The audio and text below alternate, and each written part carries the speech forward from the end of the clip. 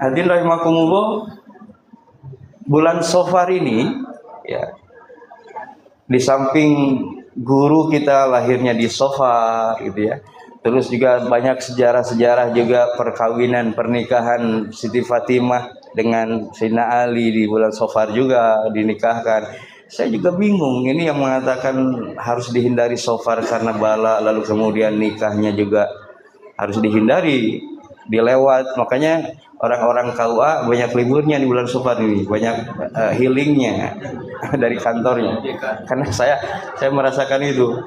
Jadi udah akhirnya dibuatlah acara dengan staf-staf di kantor ini untuk jalan-jalan, jadi healing Safar, karena jarang orang, paling 1-2 lah ada ya bulan Safar. Sering mau dihindari karena takut bala itu. Sampai ada juga yang karena terlalu juga berpegang kepada ilmu, lalu kemudian ilmunya jadi hijab, akhirnya jadi madorot seperti ini, contoh kasus di KUA ya. Jadi ada orang yang pakai hitungan untuk menentukan tanggal nikah. Sudah gitu dengan jam waktunya, saatnya ditetapkan betul, sehingga kami diminta harus tepat. Ya karena kami melayani, kita usahakan ya. Kalaupun misalkan tidak saya karena nggak bisa, pasti ada penghulu yang lain misalnya. Nah, kita sudah sesuai keinginannya, tepat waktu nih. Sebelumnya sudah di lokasi, rombongannya yang masalah. Jadi dan itu jauh, beda kabupaten ya, tapi masih satu provinsi, tapi lumayan jauh. Gara-gara telatnya 5 menit sampai dibatalkan pernikahan, dihitung ulang. Segitunya itu bikin madarat itu. Berarti yang salah mana? Bukan ilmunya juga, tapi cara kita bawa ilmunya. Sebetulnya kalau kita mau cari lebih jauh ilmu itu, mesti ada kelahnya.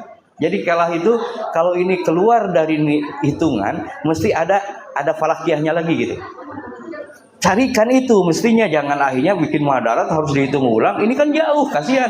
Udah bawa-bawa lah gitu ya. Kan jadi ya nggak muadir sih, nggak. Cuma sayang aja udah nilainya besar gitu. Ya kalau banyak risiko juga nggak masalah juga sih gitu ya. Tapi kan tetap madarat lah gitu ya. Harus dihitung ulang. Udah itu ketemunya jauh lagi.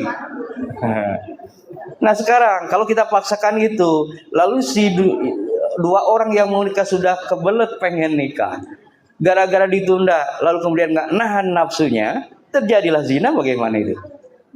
Kan begitu. Makanya harusnya jadi wajib itu hukum nikahnya kalau sudah dikhawatirkan zina itu. Nah ini tetap bersikukuh karena ilmunya tadi. Padahal sebetulnya dia belajar falaknya saja, mungkin baru tahapan dasar, di dasarnya belum juga sepenuhnya dikuasai ilmu falaknya, lalu sudah merasa kepedean dengan ilmunya. Nah makanya jangan-jangan dari situ kita ada kekeliruan di dalam kita beragama ini, di dalam kita, apalagi dalam kita perjalanan thariqah ini ya.